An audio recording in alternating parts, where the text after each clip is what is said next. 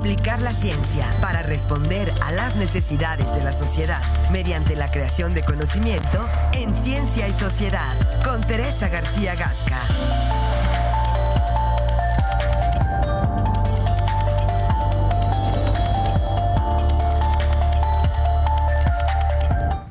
Son las 8 de la mañana con 36 minutos. Aquí en Presencia Universitaria se encuentra con nosotros la doctora Teresa García Gasca en esta emisión. Muy buenos días. Gracias, Telma. Muy buenos días. Gracias. Marco, Telma, hoy estamos trabajando como debe ser. Como siempre, doctora, sí. Usted siempre anda trabajando. No, contenta y traigo un tema muy interesante e importante.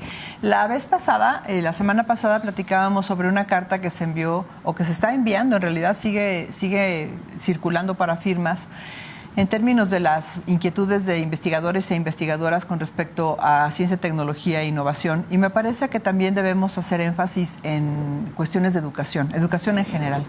Entonces, hoy traigo algunos indicadores importantes que creo que hay que tomar en cuenta y que debemos tener en cuenta, desde luego, para que podamos exigirle a las autoridades, al nuevo gobierno, que se considere abordar y resolver estos problemas que se están presentando en el sector educativo, en la niñez mexicana, en todos los sentidos. Así que les traigo aquí algunas imágenes para que podamos ir viendo estos indicadores. Y bueno, desde luego, pues viene a colación que ayer fue el Día de las y los niños y bueno, pues que les mandamos un abrazo enorme y con mucho cariño. Vamos a empezar entonces en la siguiente imagen. Miren, verán ustedes, pues la pandemia desde luego que fue un parteaguas y dio pie a desenmascarar muchas deficiencias del sector educativo en muchos sentidos. Hay un rezago muy importante, entre ellos, por ejemplo, la pérdida de años de escolaridad debido al cierre de escuelas. Antes de la pandemia, México tenía como años de escolaridad ajustada 8.8 años por aprendizaje. Es decir, el promedio de la escolaridad era 8.8 años. Después de la pandemia bajó a 7. Casi se perdieron 2 años de escolaridad en ese periodo de tiempo, que son tiempos que tenemos que recuperar de alguna manera. Es lo que iba a decir. ¿Y esos cómo los podemos recuperar? Se tienen que generar estrategias puntuales que se atienda a la población afectada para que se puedan recuperar paulatinamente esos años de escolaridad y que las generaciones que están entrando no traigan ese rezago, porque están arrastrando a las generaciones que vienen detrás de los sectores, de los niveles educativos. Entonces, es muy importante que se tomen estrategias ahí muy puntuales. En la siguiente imagen, lo que les traigo es la pérdida de aprendizaje de alumnos de educación básica en México, desde educación especial, inicial hasta secundaria. Me voy a detener un poquito en secundaria, en donde tenemos casi un 40% de pérdida de aprendizaje entre muy alta y alta. Casi el 40% de la población tiene rezagos muy importantes. Entonces y claro que esto depende también del nivel socioeconómico. Los niveles socioeconómicos más bajos son los que tienen peores resultados. Y en ese sentido, pues igualmente ahorita vamos a ver cuáles son algunos de los puntos. En la siguiente imagen tenemos los efectos a largo plazo. Quienes nos ven en pantalla podrán ver ahí una gráfica en donde el rezago o la afectación más importante es la salud mental y el bienestar. Y este problema es el que ha traído una serie de situaciones de abandono de estudios, de desesperanza, adicciones, incluso pues hasta el incremento de suicidios en nuestra población joven.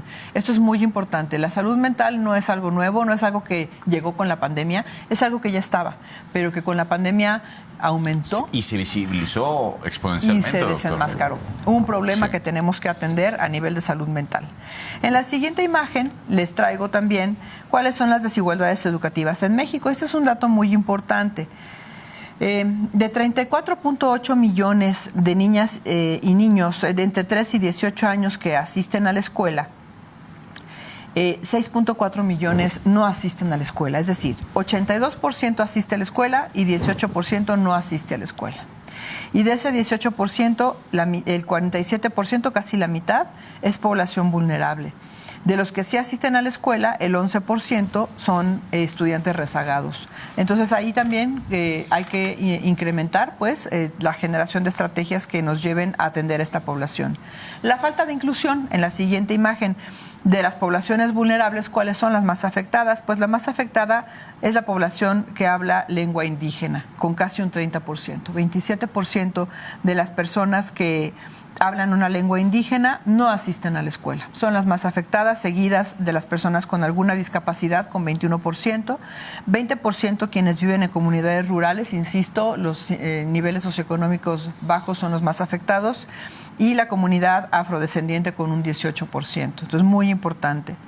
La desigualdad, en la siguiente imagen, lo que les muestro una gráfica muy interesante también del Instituto Mexicano para la Competitividad, la proporción de ingreso a los niveles educativos por cada 100 personas que entran a primaria. Aquí yo les puedo decir, por cada 100 personas que entran a primaria, personas que no tienen alguna situación de vulnerabilidad, 92 entran a secundaria, 81 a bachillerato y 32 a la universidad, sin problemas de ninguna otra especie, salvo socioeconómicos, podríamos decir. Sin embargo, de la población con discapacidad, 58 personas que terminan la primaria entran a secundaria, 3 a bachillerato y 4 de cada 100 personas que entran a la universidad tienen discapacidad.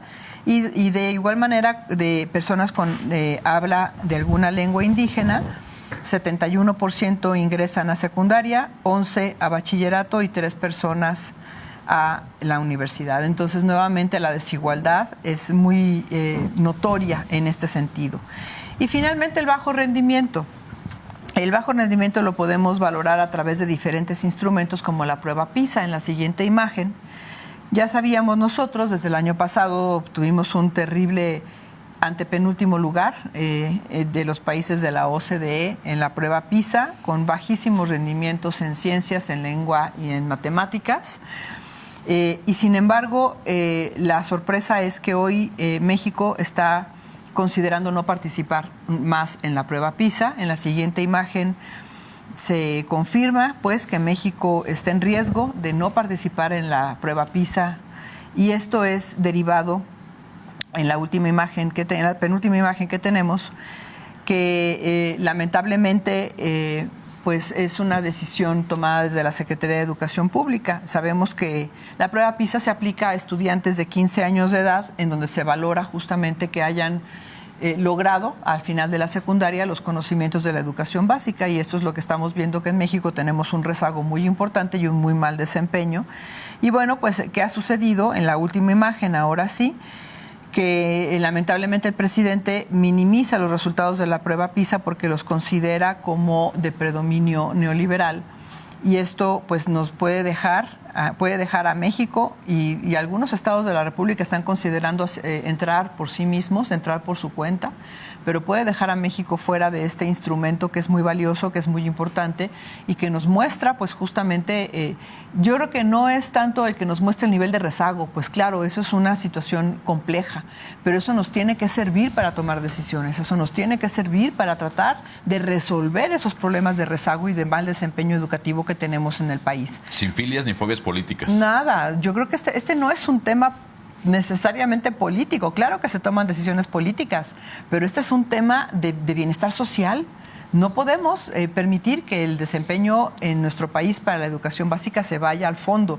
Si estamos mal, tenemos que generar estrategias para resolver esos problemas. Entonces, ese es el panorama que tenemos hoy por hoy en México con respecto a la educación básica. Halagador, doctor. No, muy difícil, y por ello es que lo traje a colación, porque quienes hoy pretenden ocupar un cargo de elección popular, sea el que sea, tienen que fijarse en esto y tienen que pugnar por generar todas las herramientas y todas las estrategias para que en México podamos resolver este problema de falta de inclusión, de desigualdad y de bajo desempeño en la educación básica. Me quedaba pensando porque me parece que por lo menos publicitariamente hablando, y ya hablo de todos, hay nula propuesta en el rubro al que se ha referido usted, doctor. Sí, hay muy poca propuesta. Si tú revisas las propuestas de las candidatas y el candidato, es muy pobre. Claro que se menciona la educación, no pueden no mencionarla. Claro. Sería terrible, pero es muy pobre. No van al fondo del asunto.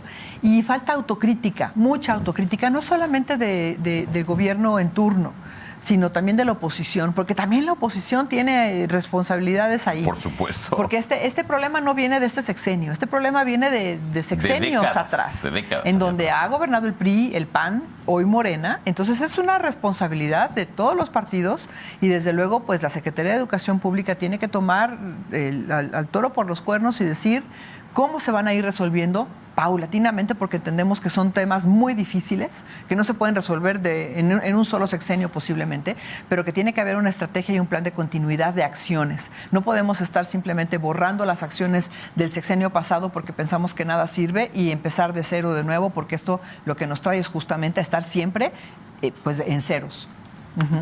Pues bueno, nos quedamos con la reflexión, doctor. Sí. Muchas gracias. Gracias a ustedes, Nos vemos Marco. la próxima semana. Sí, con todo gusto, Telma. Gracias. Gracias, buen día. Pausa y volvemos con más.